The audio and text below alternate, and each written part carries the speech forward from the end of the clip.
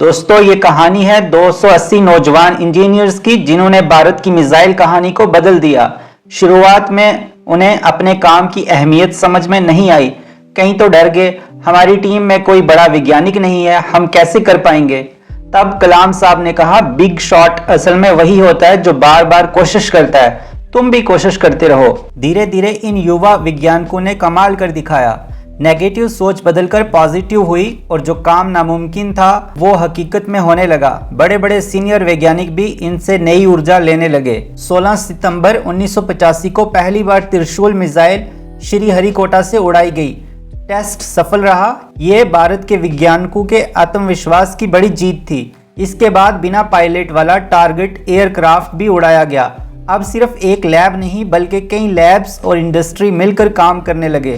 कलाम जी ने देश की यूनिवर्सिटीज को भी साथ जोड़ा। जादवपुर यूनिवर्सिटी ने पृथ्वी मिसाइल का गाइडेंस एल्गोरिथम बनाया। इंडियन इंस्टीट्यूट ऑफ साइंस के छात्रों ने आकाश के लिए एयर डिफेंस सॉफ्टवेयर तैयार किया। IIT मद्रास ने अग्नि मिसाइल के लिए री एंट्री डिजाइन पर काम किया और उस्मानिया यूनिवर्सिटी ने नाग मिसाइल के लिए सिंगल प्रोसेसिंग एल्गोरिथम दिए। यानी भारत की यूनिवर्सिटीज और defence research and development organisation एक परिवार की तरह मिलकर काम कर रहे थे। अग्नि मिसाइल तो भारत के लिए सबसे बड़ी चुनौती थी। इसमें री एंट्री टेक्नोलॉजी चाहिए थी।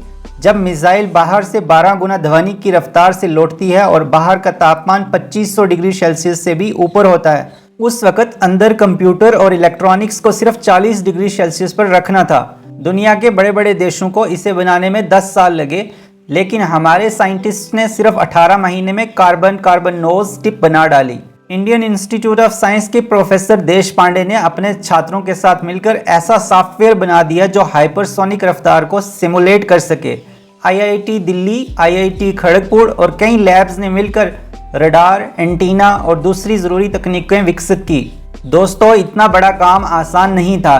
कलाम साहब कहते हैं, असल मजा तो काम करते समय आता है, ना कि बस उसे पूरा कर लेने में। 1988 में भारत का सपना पूरा हुआ। 25 फरवरी 1988 सुबह 11:23 पर पृथ्वी मिसाइल ने उड़ान भरी।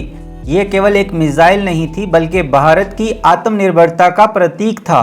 पश्चिमी देश हिल गए। उन्होंने भारत पर टेक्नोलॉजी एम्बार्गो लगा दिया, लेकिन भारत अब रुकने वाला नहीं था।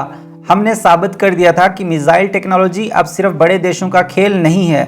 जब 280 नौजवानों ने सपनों को हथियार बनाया तो पूरी दुनिया को मानना पड़ा कि भारत अब अपने दम पर उड़ सकता है। कहानी आपको कैसी लगी कमेंट्स में ज़रूर बताइए।